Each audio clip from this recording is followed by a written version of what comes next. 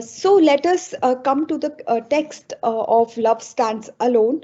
Uh, for this, I'll be referring to the SOL study material. So, Love Stands Alone, it starts with A.R. Venkatachalapati, who's an Indian historian. He starts with talking about what actually is Sangam poetry.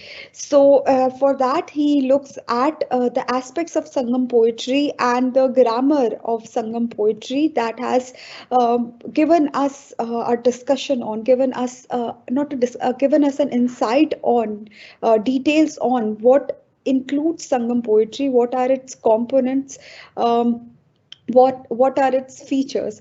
He starts by talking about that poetry cannot swerve from tradition, and this is from Tholakapiyam. Tholakapiyam is a grammatical treatise on Sangam literature, and then he refers to various poets such as T.S. Eliot, who has referred to T.S. Eliot is a 20th century poet, and he has famously observed, he says, that tradition is only occasionally invoked and usually to deplore its absence. Contrary to the sensorial and approbative sense in which it is often used in English, tradition permeates, defines, and approves much of Tamil poetry, most especially classical Tamil poetry. The Tamil language's claim to classical status rests on the corpus of literature known as Sangam literature. I hope you remember from an article that we were discussing. Sangam literature is a literature which has been produced by three kingdoms. The three kingdoms together has been a literature that has been produced by them, and this has been kept under the category of Sangam. Sangam literature basically is a literature that was produced under the patronage, under the guidance of an academy that was, a school of, not exactly a school of thought, because there is a variety of, thoughts that are a part of Sangam literature. But it was basically the production is Sangam literature. It is characteristic of that particular period, of a period of classical Tamil period. So the tradition that is being referred to by T.S. Eliot, or as is being referred to by the author of this work, he says that the tradition, of course, have an influence on, be it the tradition, be it the language. So both of them have an influence on the literature that is being produced during that time. So according to traditions, there were three sangams or academies in ancient Tamil Nadu where poets congregated to debate and authorize literary works. The first Sangam is said to have flourished south of present day Kanyakumari, now submerged in the ancient Pandyan city of Madurai, consisting of 4,449 poets. It is said to have reigned for 4,440 years. The second Sangam in Kapadapuram is said to have flourished for 3,700 years with 3,700 poets. Both these Sangams, each consisting of 59 core poets, are believed to have been engulfed by the sea and the works lost. So the works from first Sangam and the second Sangam are not there, but historians have found out that the first Sangam consisted of what was the time period, how many poets were there, and the second Sangam. The work that is with us, even the work that you read, that is Silapati Karam, belongs to the third Sangam, which was again produced in historical Madurai, and it continued for 1850 years with 49 core poets and another 449 contributing poets. All the surviving works are said to be from this Sangam, except Tholakapiyam. Tholakapiyam is the grammatical treatise which is said to be from second Sangam. So hardly there is anything, any work from first Sangam that we have to refer back to. But from second Sangam, we have Tholakapiyam. And from the third Sangam, we have Ilango Adigal's Silapati Karam. As even K. Kailasapathy, a scholar not known for his sympathy towards Tamil identity politics, concedes, it seems likely that persistent traditions about lost books might embody genuine memories. Understandably, this myth has had a powerful hold on Tamil cultural mind and has lived on for about a millennium and a half, and has been phenomenally productive in terms of many literary and artistic representation it has produced. The word Sangam itself, however, does not occur in the sense of an academy in the corpus of literature known as Sangam literature, which is useful and convenient shorthand for identification. The first occurrence of Sangam as Tamil Academy dates from Bhakti movement. So basically what is being pointed out right here is that, what exactly is Sangam? So Sangam, the word itself does not occur in a sense of academy, instead, or a corpus of literature. Though it is a useful identification, instead it is the literature that was produced at that particular point, which is a confluence of, or the coming together of a lot of thoughts, literary thoughts. So the first occurrence of Sangam as a Tamil academy dates from Bhakti movement of the 7th or 9th century C. Now, what is Bhakti movement is that Bhakti movement basically started in the south of India, and Bhakti movement, as the name suggests, is a literature that was in praise, that looked at the, tried to understand human life, and the human life in its permanent state and in its impermanent state, the body. And the body, which is a vessel for the cosmic energy, which is beyond human understanding. And it was basically about the literature that constitutes bhakti, that is a part of bhakti literature, that is a part of bhakti movement, is about the praise of this divine source, which is divided into a formless source, of a source which doesn't have a form, a concrete form, and a source which has a concrete form. This is known as Saguna, and the other as Nirguna, which is important because there are, these philosophical understanding, ideological implications, not ideological implications, but the ideological, you know, underpinnings that can also be, felt, can also be read in Silapati Karam through the very idea of Prabhada Karma, or, a previous birth, the karmic cycle, apotheosis, all of it. So this popular movement, which had a far-reaching impact on a religious map of the Indian subcontinent and gave the concept of bhakti to the religious vocabulary of the subcontinent, began its career in the Tamil country with a strident anti-Buddhist Jaina content. The medieval bhakti poet Andal and Thiruganana Sambandar's reference to Sangha Tamil, Tamil of the Sangam, are undoubtedly inspired by the Buddhist and Jaina Sangams established in the 5th century in the Tamil country. By the 9th century, with the convergence of language and religion, Saivism, the bhakti of Shiva, the tradition of Sangam was further embellished. The Pandyan kings, in their stylized Mikirthis or Parasastis, engraved on numerous stone inscriptions, began to routinely claim that their ancestors built the city of Madurai and found the Sangam there. In the 10th century, Irainar Agaporul Urai, the myth is thoroughly fleshed out with the above fanciful numbers.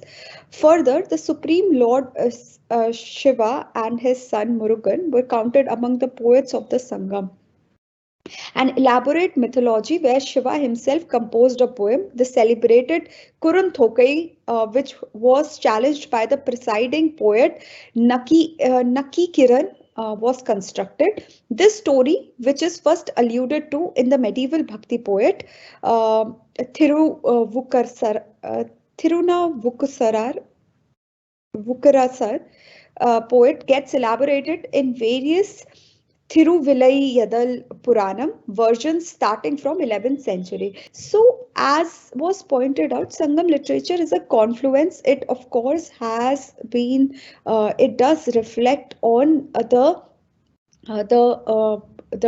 going on during that time. For example, Sangam literature, as we see the rise of Bhakti movement, and this Shaivism, we see that the very production of literature and Sangam started being associated with the Bhakti of Shiva, and it was believed that Sangam literature was produced under the guidance of Shiva and his son Murugan. Um, and they were also considered to be the poets. Now, the extant corpus is made of two sets of 18 works. We have looked at it while we were also discussing Silappatikaram, that there are 18 works, the 8 anthologies, the 10 long poems. The 8 anthologies, the name of 8 anthologies right here.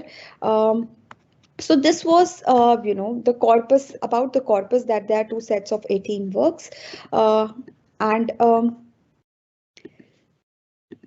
So then we see that so the poems in this corpus are total 2,381, composed by 473 poems. And the dating of the Sangam is highly complicated. With what is clear is that the date of composition and the date of antholization are different and perhaps separated by as many as few centuries. So somewhere we see in this, very a difference of date of composition and antholization, that the works were composed earlier and later on compiled. There is a huge scholarly industry in Tamil Nadu and around the world turning out monographs and articles on dating and chronology. Often the dating of the corpus is the litmus test for one's Tamilness. The older the date assigned, the more authentic it is considered to be. Um, now, such early dating is also a reaction to certain ideological strands. Like Sangam, the date of when was exactly it composed, and then when was it compiled. There are various ideas about it, various opinions regarding it from various people, various scholars who have researched on it. Now, what is being pointed out is the later the date of the work, as in how much older the text is, the more authentic it is considered to be. The reason for it is also to highlight the significance, the relevance, the importance of Tamil achievement, Tamil literature to its other parallels, literary parallels in India and outside. Not surprisingly, therefore, it is often very difficult to clear the crabgrass of argument and polemic to arrive at a reasoned conclusion, but based on archaeological, epigraphic, sociological, and linguistic evidence, it is now certain that some of the poems may have been composed as early as 2nd century. So the evidences that have been found out, it highlights that they might have been composed as early as 2nd century BC.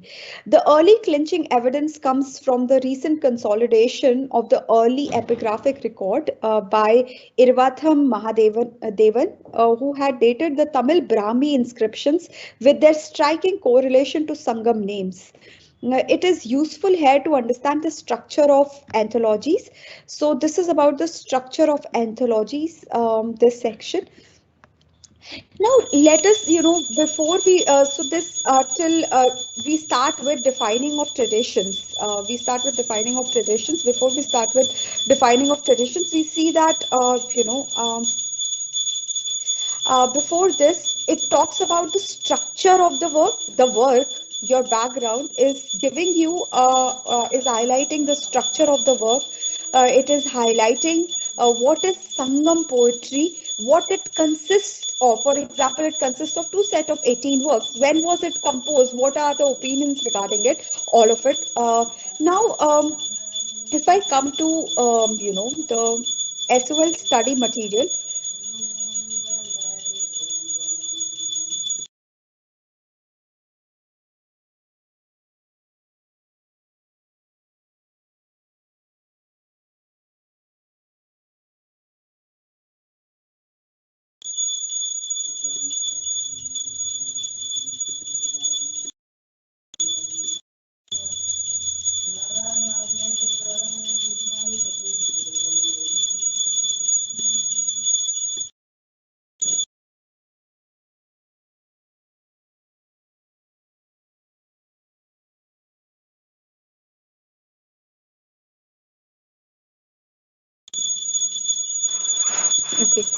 So I was talking about Sangam literature. So I hope this much is clear to you. If there are questions, you may in between to keep on posting them. If there is any confusion regarding it, because we are, this is an extension of what has already been discussed. Good morning, which has already been discussed. Yes, you will be informed by the admin about when will you be getting the book. But the reading material, the study material is also available online, and it has also been shared by you. Um, so basically देखिए हम क्या बात कर रहे हैं अभी तक. The simple thing is about ये जो है आपका लव स्टैंड्स अलोन जो वर्क है, ये संगम पीरियड के बारे में बात कर रहा है. अब आपको याद होगा कि संगम पीरियड क्या था. संगम पीरियड वही पीरियड है जब हम इलांगो अतिकल, जिस पीरियड में इलांगो अतिकल का जो एपिक है शिलापति करम को हम जहां से हम पढ़ते हैं, तो जो शिलापति करम है ना, आप जो वर्क पढ़ रहे हैं, it belongs to Sangam period. तो ये संगम पीरियड के बारे में कि वो पीरियड क्या था, उस टाइम पे जो वर्क प्रोड्यूस होता था वो किस टाइप का वर्क था, इन सब के बारे में आपका जो ये बैकग्राउंड रीडिंग है ये इन चीजों को हाईलाइट करता है. तो बैकग्राउंड का जो इंट्रोडक्टरी सेक्शन है, जैसे आप if I come to the introductory section of the background, um,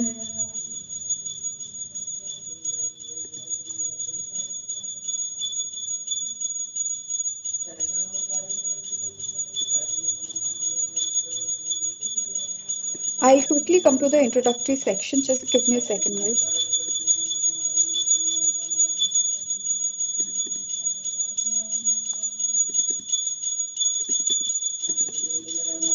hello. Yes, sir.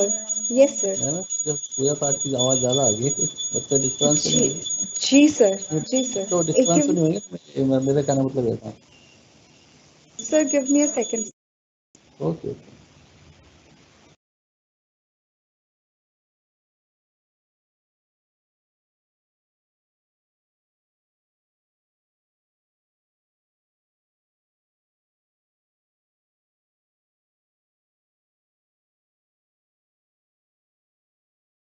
Sir पहले भी आवाज आई है, तो स्टूडेंट्स ने पहले नहीं बोला. It was just for some few moments.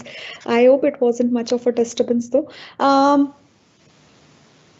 So in the previous, if you'll see at the introduction talks about the Sangam literature.